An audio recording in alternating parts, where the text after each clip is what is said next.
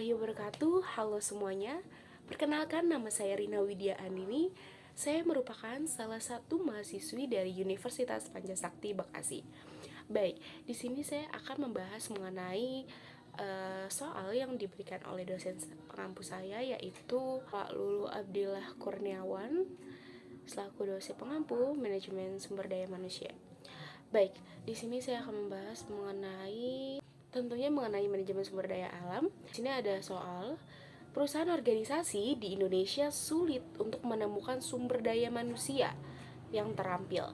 Nah, sekitar ratusan ribu lowongan calon pekerja terbukti sulit diisi karena kekurangan kandidat dengan keterampilan yang tepat. Nah, kekurangan keterampilan telah meningkat karena ekonomi telah pulih setelah krisis keuangan dan pengangguran telah turun. Perusahaan perlu meningkatkan tingkat keterampilan pekerjaannya untuk melakukan peningkatan produktivitas. Kekurangan keterampilan mendorong pengusaha untuk bersaing mencari pekerja yang langka dengan menawarkan gaji yang lebih tinggi. Sampai batas tertentu, kekurangan keterampilan akan selalu terjadi, tidak tergantung betapa banyak uang yang dikeluarkan untuk mencari tenaga kerja terampil. Nah, menurut saudara, bagaimana perusahaan atau organisasi ini memenuhi kebutuhan dalam mendapatkan tenaga kerja atau sumber daya manusia yang memiliki keterampilan? Jelaskan langkah-langkah sesuai dengan manajemen sumber daya manusia. Baik, menurut saya, perusahaan yang bergerak dalam bidang apapun akan selalu ditantang dengan persaingan yang semakin ketat dan kompetitif. Dalam menghadapi persaingan ini, teknologi yang canggih tidak akan cukup untuk menjadi pemenang. Teknologi yang canggih harus didukung dengan kemampuan sumber daya manusia yang bisa diandalkan tentunya. Kemudian yang mempunyai pemikiran dan skill yang bagus. Dan karena secanggih apapun teknologi, ketika sumber daya manusianya jelek, maka tidak menjamin operasional perusahaan menjadi lancar. Nah, suatu perusahaan ini harus bisa melakukan adaptasi di setiap perubahan lingkungan bisnis agar perusahaan tersebut bisa unggul dengan merespon perubahan-perubahan tersebut dengan cepat dan tepat tentunya. Nah, maka dari itu perusahaan akan mengadakan pelatihan nih dan pengembangan bagi karyawan di perusahaan tersebut. Karena karyawan adalah merupakan salah satu sumber daya manusia utama nih yang bisa memperlancar operasional perusahaan tentunya. Manajemen sumber daya manusia adalah salah satu komponen utama pada perusahaan atau organisasi dalam menjalankan usahanya.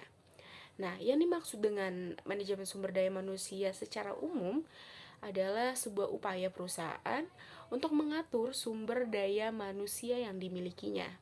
Nah, sumber daya manusia ini nantinya yang akan membantu perusahaan untuk mencapai tujuannya.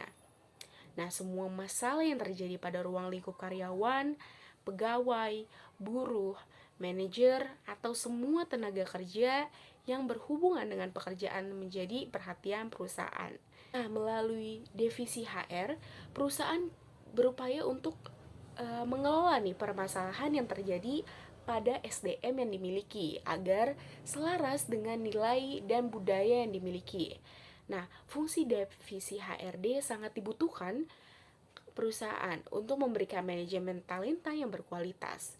Nah, layanan administrasi, pelatihan, pembinaan, pengawasan SDM juga termasuk pada fungsi divisi HR. Nah, serta tidak ketinggalan juga nih menciptakan iklim kerja yang kondusif demi terwujudnya tujuan perusahaan. Jadi, manajemen SDM adalah salah satu fungsi dalam perusahaan yang fokus pada kegiatan rekrutmen. Tidak hanya itu, manajemen SDM juga bertanggung jawab untuk memastikan karyawan bekerja maksimal dengan memberikan pemberdayaan karyawannya. Nah, manajemen SDM ini memiliki kontribusi yang sangat besar terhadap perusahaan dalam mencapai tujuan. Hal ini tentu saja tidak lepas dari peran fungsi manajemen SDM yang membuat pengelolaan karyawan menjadi lebih mudah. Nah, untuk tahapannya itu yang pertama, perencanaan atau planning. Nah, fungsi pertama dari manajemen SDM ini adalah membuat perencanaan secara sadar dalam pengambilan keputusan yang dibuat secara matang. Nah, tujuannya adalah mempersiapkan setiap upaya untuk dilakukan oleh perusahaan di masa datang untuk mencapai tujuan yang sudah ditentukan. Kemudian yang kedua, ada perekrutan atau recruitment. Nah, sebagai pengolah tenaga kerja pada sebuah perusahaan, manajemen sumber daya manusia atau manajemen SDM berfungsi untuk melakukan perekrutan tenaga kerja yang berkualitas. Nah, pengertian rekrutmen sendiri adalah penarikan tenaga kerja yang sesuai dengan posisi yang sedang kosong. Jadi, perekrutan ini memberikan peluang kepada orang yang memiliki kemampuan dan keterampilan yang memenuhi kualifikasi dari pekerjaan yang tersedia. Kemudian yang ketiga, adanya seleksi nih. Nah, kegiatan seleksi ini masih tergolong dari proses rekrutmen pada manajemen sumber daya manusia dalam rangka mencari SDM yang berkualitas dan bertanggung jawab dengan tugasnya. Seleksi adalah proses untuk menemukan karyawan yang sesuai dari beberapa kandidat yang tersedia. Tahap seleksi terdiri dari penerimaan CV atau curriculum vitae. Kemudian kandidat yang kriterianya memenuhi harapan, perusahaan akan memanggil untuk melakukan sejumlah tes atau beberapa tes. Kemudian divisi AR ini akan memberikan tes secara tertulis maupun wawancara atau proses uji seleksi lainnya sebelum karyawan tersebut diterima di perusahaan atau organisasi tersebut. Nah, kemudian selanjutnya ada orientasi, pelatihan, dan pengembangan. Jadi orientasi ini adalah masa adaptasi karyawan baru terhadap pekerjaan barunya dan nilai serta budaya perusahaan. Nah, jadi pada masa orientasi ini perusahaan harus memberikan informasi-informasi yang ideal seperti sejarah perusahaan atau nilai dan budaya.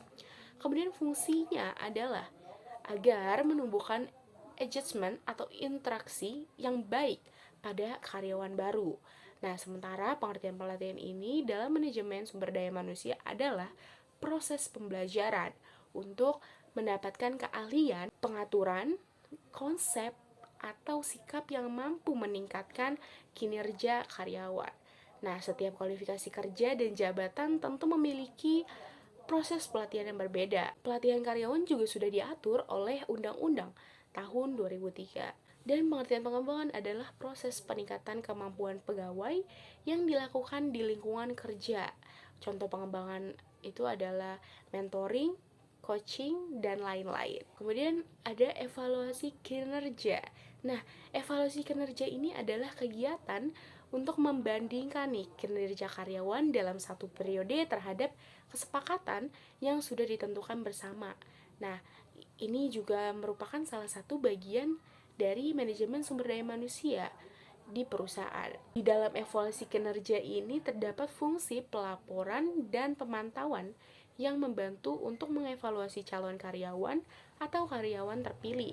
Nah, divisi AR ini sudah memiliki standar tertentu nih untuk melakukan evaluasi kinerja karyawan. Nah, dengan evaluasi kinerja karyawan juga bisa memperbaiki kesalahan dan belajar nih supaya bisa melakukan pekerjaan yang baik, benar, dan cepat tentunya. Baik, mungkin itu saja yang dapat saya sampaikan. Kurang lebihnya mohon maaf. Jika teman-teman punya jawaban lain, bisa banget nih jawab di kolom komentar ya. Jangan lupa like, comment, subscribe, and share ke teman-teman kalian. Bye-bye.